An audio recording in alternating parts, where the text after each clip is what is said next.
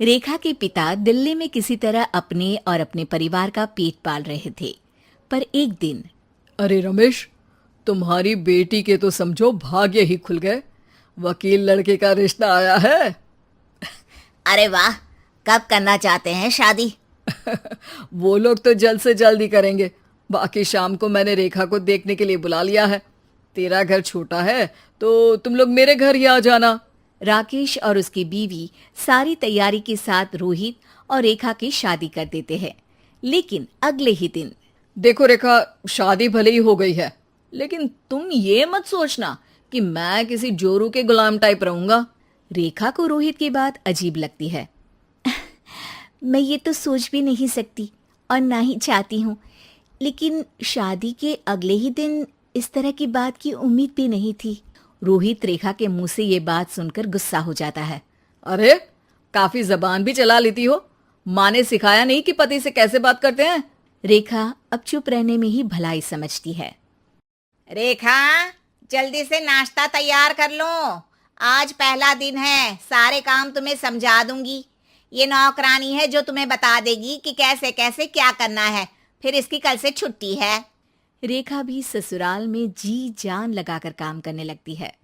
खाली समय मिलता तो पति के वकालत की किताब उठाकर पढ़ने लगती। ये क्या, जब देखो तब पढ़ती रहती है। अच्छा सुन, कल पिता के घर से 20,000 रुपये लेकर आना। मेरे छोटे बेटे की फीस भरनी है।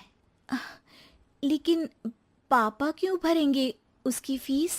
अरे वाह जी वाह, पापा क्यों भरेंगे?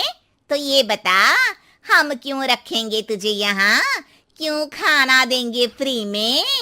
अरे, क्योंकि मैं बहू हूँ इस घर की। तभी वहाँ रोहित आ जाता है। अरे वाह, बड़ी जबान चला रही हो।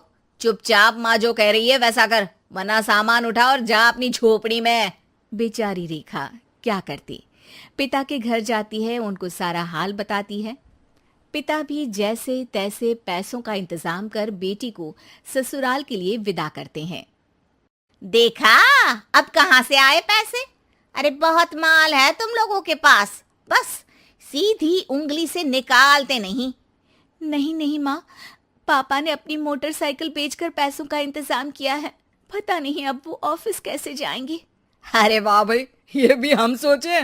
खैर, जैसे तैसे दिन बीतते हैं। रेखा जहाँ एक प्यारे से बेटे की माँ बनती है, तो वहीं उसका वकालत की किताब में ज्ञान और गहराता जाता है। हे भगवान, बुरे फंसे। ये केस तो लगता है कि मैं हार ही जाऊंगा। देखिए, मैंने आपकी इस केस की फाइल पढ़ी थी। इस केस को जीतना बहुत ही आसान है। वाह भाई वाह, यहाँ वकालत की डिग्री लेकर भी मैं समझ नहीं पा रहा हूँ, और तुमने रोटी बनाते बनाते ही केस समझ लिया।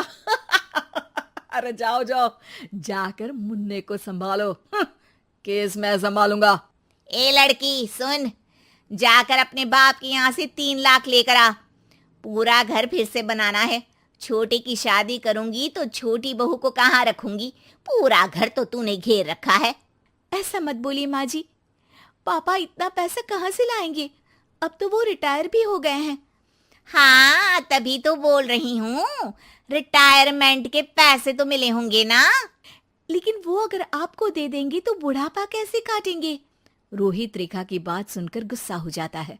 ए सुन, चल अपना सामान उठा, अपना बच्चा उठा और निकल यहाँ से। रेखा के लाख आग्रह के बाद भी रोहित और उसकी सास उसे घर में नहीं रखते। पापा, मैं तलाक चाहती हूँ।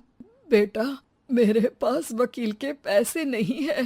पापा, आप मुझे वकालत करवा दीजिए, अपना केस मैं खुद लड़ूंगी। इस बार रेखा के पिता भी उसे ससुराल ना भेजकर रिटायरमेंट के पैसों से वकालत करवाते हैं। और फिर एक दिन कोर्ट के बाहर, रोहित, आज तुम अपना ही केस हार गए, वो भी उस लड़की से जिसकी तुमने कभी कदर ही नहीं की। रेखा, मुझे माफ कर दो। मैं इतनी बड़ी अमाउंट कहाँ से लाऊंगा? मैं हर महीने पैसे नहीं दे सकता तुमको। पैसे वहीं से लाना जहां से तुम मेरे पापा को लाने के लिए मजबूर करते थे। एक पिता अपनी बेटी की शादी उसकी खुशहाली के लिए करता है, ना कि सारी जिंदगी कर्जदार बनने के लिए। अरे, मेरे ही बेटे की किताब पढ़ पढ़ कर ज्ञान बांट रही हो। वकालत की किताब तो ससुराल में ही पड़ी थी ना। बिल्कुल, यहाँ मेरी गलती रही। जिस पैसे से मैंने इसकी शादी की थी, मुझे वो पैसे पहले इसकी पढ़ाई में लगाना चाहिए था। और आज रेखा एक जानी मानी वकील के रूप में काम कर रही है।